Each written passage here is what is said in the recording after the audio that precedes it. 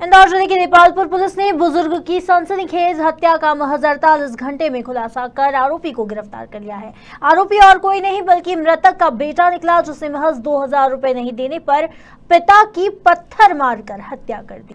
दरअसल देपालपुर पुलिस को ग्राम छोटी कलमेर की है, जहां मृतक बाबू चौधरी का लहूलुहान हालत में शव शंकर चौधरी के खेत पर पड़े होने की सूचना पुलिस को मिली।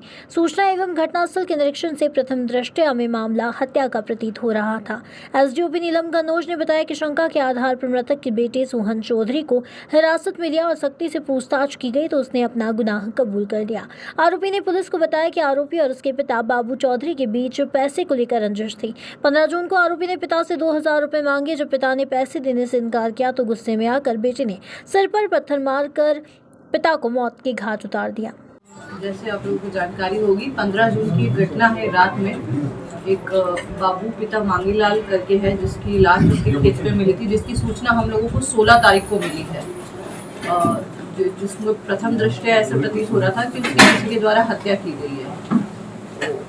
16 तारीख से ही हम लोग ने जैसे जानकारी मिली, वरिष्ठ अधिकारियों के निर्देशन में थाने पर एक टीम बना करके उसकी इन्वेस्टिगेशन स्टार्ट करी थी, क्योंकि इसमें 302 की कायमी हो गई थी।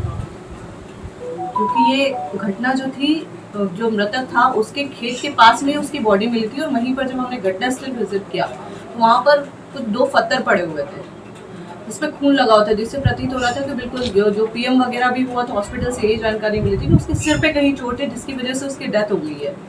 तो उसी डायरेक्शन में जब हमने पूछा तो सबसे पहले इस घटना के बारे में उसी के बेटे ने बताया था लोगों को।